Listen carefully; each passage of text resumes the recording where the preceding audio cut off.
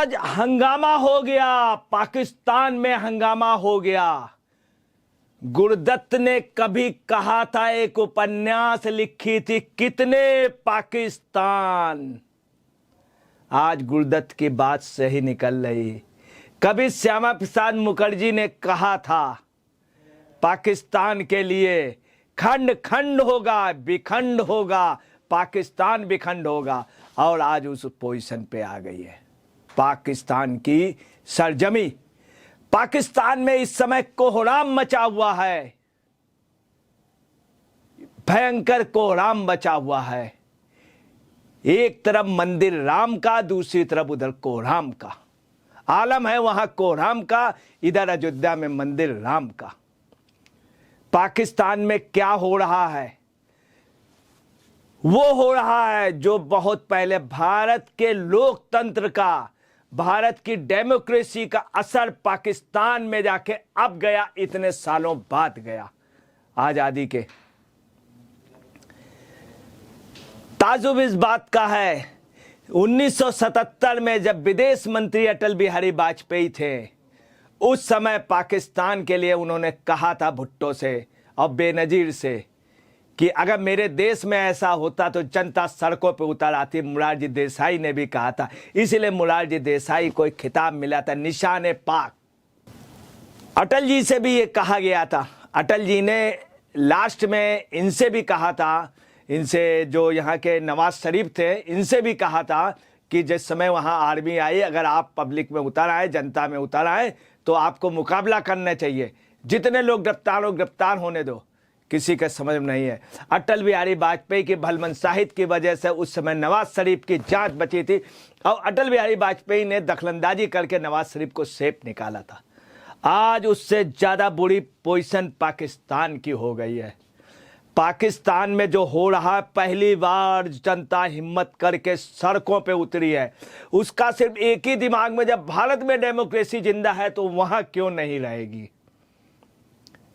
पहली बार वहां, अभी तक वहां क्या होता था, सेना आती थी। आज स्थिति बदल गई है। आज जो है जनता घुस गई है वहां पे, सेना मुख्यालय के अंदर घुस गई है। आप उसमें देखिए, महिलाएं भी हैं। और इमरान खान को एक मामले में फांस दिया गया। इमरान खान ने तुरंत एक मैसेज दिया, निकल पड़ो बाहर से और विरोध करो। पूरे पाकिस्तान की इतिहास की पहली बार हर जगह सड़कों पे जनता उतर आई। धारा 144 लगा दी।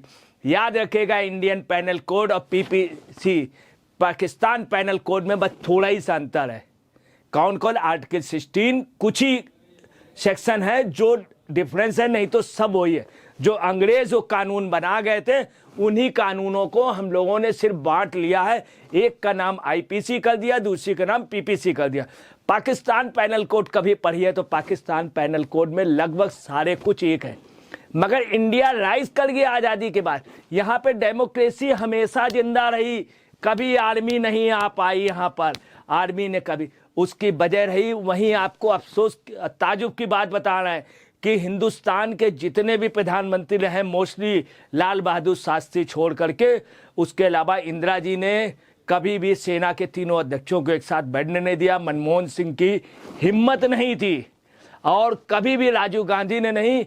सिर्फ नरेंद्र मोदी एक ऐसे हैं जिसमें आर्मी के तीनों अध्यक्ष एक साथ, रक्षा मंत्री मैडम साउथ वाली मैडम सीतारमन जी, और उसके पहले वो महाराष्ट्र के, गोवा के पर्रिकर जी, और जो ये लोग बैठते रहे। ये हिंदुस्तान का वो है कि हिंदुस्तान में आर्मी और उनमें कितना एकता है, कितने एक दूसरे के प्रति सम्मान। हमारे यहाँ की आर्मी ने कभी देखा भी नहीं, कभी नज़र भी नहीं उधर घुमाई। हालांकि कई जगह आर्मी हमारे यहाँ भी बहुत दुखित हुई। सन 62 में इसी देश के प्रधानमंत्री नेहरू ने इतनी मक्कारी की थी और इतना बड़ा देशद्रोह किया था कि पूछिए नहीं। उनकी वजह से हम 62 में हारे थे। पार्लियामेंट में नेहरू कहता था कि ये बंजर जमीन मेरी नहीं है। मगर आप पाकिस्तान में देखिए क्या पोजीशन हो रही, खुलेआम सब जगह हो रही है वो। और आपको बताना है, इस समय स्थिति है सभी जगह। लाहौर में मिलिट्री के उसमें तमाम जगह मिलिट्री के अफसर, मिलिट्री के कोर्ट कमांडर, इन सब जगह आज हुआ क्या है, एक मुकदमा उनके ऊपर दायर किया गया। इमरान खान व्यक्तिगत बहुत अच्छे आदमी, पॉलिटिकल रूप से बहुत अच्छे आदमी हैं, इसमें कोई शक नहीं। इमरान खान ने एक अल कादिर यूनिवर्सिटी जो पीएम रहते हुए अपने समय में औने पौने दाम पर बहुत प्राइम जगह पे एक अमीर शख्सियत रियाद से लिखवा ली, ऐसा आरोप लगाया जाता है। उसमें किसने इमरान खान की पत्नी, तथाकथित पत्नी बुशरा बीबी, उन्होंने और इन्होंने मिलकर लिखा ली और साथ में उनसे गोल्ड की भी डिमांड की। बुशरा बीबी ने रियाज की बेटी से 5 करोड़ रुपए लिए तथा उनसे और भी सामान मांगा तथा गोल्ड भी मांगा। और ये सब होने के बावजूद भी कि ये पोजीशन रही कि ये आरोप जो थे, इसमें खास तौर से जो रियाद है उसको बैकिंग की मौजूदा गवर्नमेंट, आर्मी और गृह विभाग। अब वहाँ क्या है, पुलिस और आर्मी वो सब एक। आज उस तारीख में जब गए थे तो ताजुब की बात है कि मिलिट्री ने नहीं किया, रेंजर ने किया। रेंजर क्या होते हैं, इंडिया और पाकिस्तान के बॉर्डर पे, जब भी आप पाकिस्तान के बॉर्डर पे जाइए, कोई न्यूज़ बनाने जाइए, तो इस तरफ बीएसएफ के जवान होते हैं, उधर रेंजर होते हैं। रेंजर जैसे आर्मी में और रेंजर में अंतर है, बीएसएफ और आर्मी में अंतर है।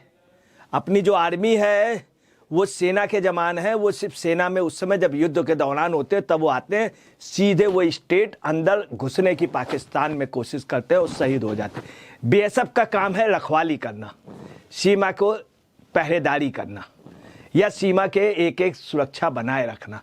जब कोई युद्ध की जरूरत होती है तो आर्मी कूच करती है, आर्मी रुकती नहीं, आर्मी चलती है, शहीद होती है, मारती है या मरती है। पाकिस्तान में भी रेंजर है जैसे बीएसएफ है।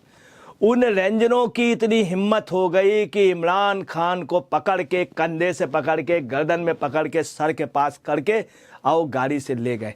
इमरान खान ने उसी समय मैसेज किया कि निकल पड़ो बाहर, और लोग निकल पड़े। पहली बार इतिहास में आर्मी के हेडक्वार्टर के अंदर लोग घुस गए, तमाम अफसरों के यहाँ अंदर घुस गए। वहाँ 144 लगा दी। मैं आपको क्लियर कर दूं, यहाँ के एक धारा 144, वहाँ के धारा 144 में अंतर है।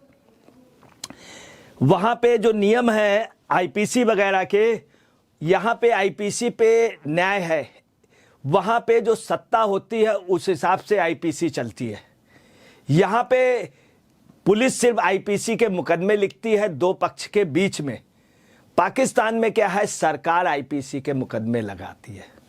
दूसरी बात वहाँ पे क्या है कि अधिकतर अगर कहीं सरकार या आर्मी के खिलाफ होता है, कोई भी आईपीसी के या कोई भी मुकदमा रजिस्टर्ड होता है, तो वहाँ पे इन्वेस्टिगेशन अफसर क्या होता है, वो एफआईआर लगा देता आर्मी के लिए या सत्ता पक्ष के लिए।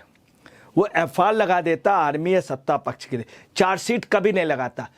इंडिया में नियम दूसरी है। इंडिया में अगर कोई आदमी दोषी हुई तो कोई भी अगर एफआईआर हुई तो क्यों ना मंत्री हो, क्यों ना मुख्यमंत्री हो, क्यों ना वो हो, अगर वो चार्ज है और वो चार्ज के लायबिल है तो आयोग जो होता है, सिंपल सा एसआई भी उसके लिए चार्जशीट लगा देता है।